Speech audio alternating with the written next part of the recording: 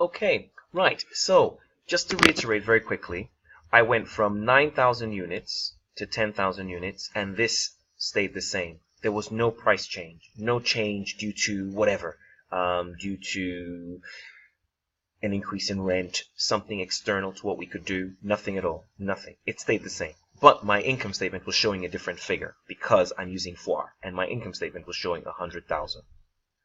And if my income statement was showing 100,000, if my income statement was showing 100,000, and there was absolutely no expenditure variance, no price change due to anything else, it must have been due to volume, right? Because I'm putting in £10 an hour, sorry, £10 a unit, and therefore I made 10,000 units and there's 100,000, so I need to adjust that. That's purely due to volume variance. Now let's look at this interesting case of what if we had both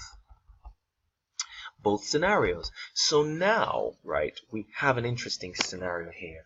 Imagine that I was going with a FOIR of £10, if you like, a unit, based on last year. So last year it was £90,000, right? £90,000. We made 9,000 units last year, and I expect things to be £10 a unit.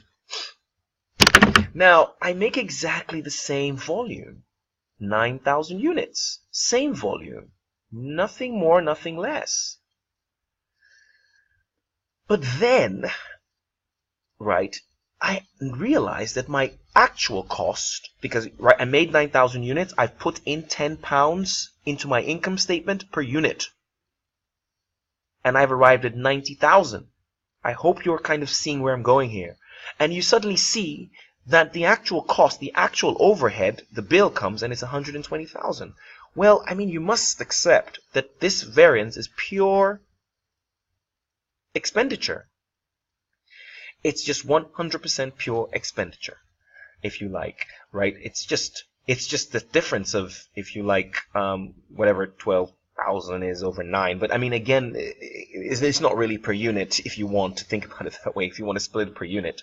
The fact is that I currently have 90,000 in my income statement. I should have, it tells you this is what actually happened, I should have another 30,000. Right? So, my expenditure variance is 100, as I said earlier on, 120 minus what it was last year, 90,000. Right? So that says 30.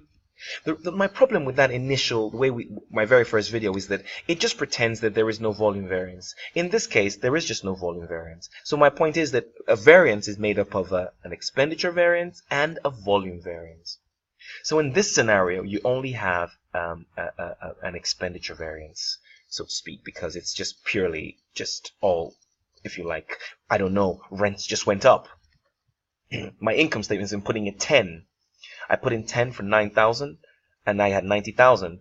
But I was expecting to get 90,000. I didn't make any more units than I did last time. I haven't broken any rules as per volume. Stuck with the volume. We've managed that okay. And then suddenly I still have this difference here of 30. So this, if you like, is an expenditure variance.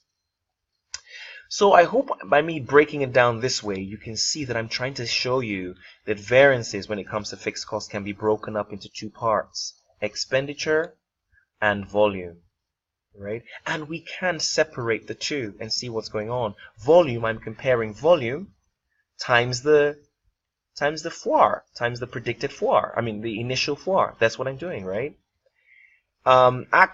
Expenditure, you can calculate just like what my very first video, or it's just what it is. It's kind of if it's, when we come to the next video, if it's not due to the volume, well then the rest must be due to expenditure. So you can have variances due to volume and expenditure.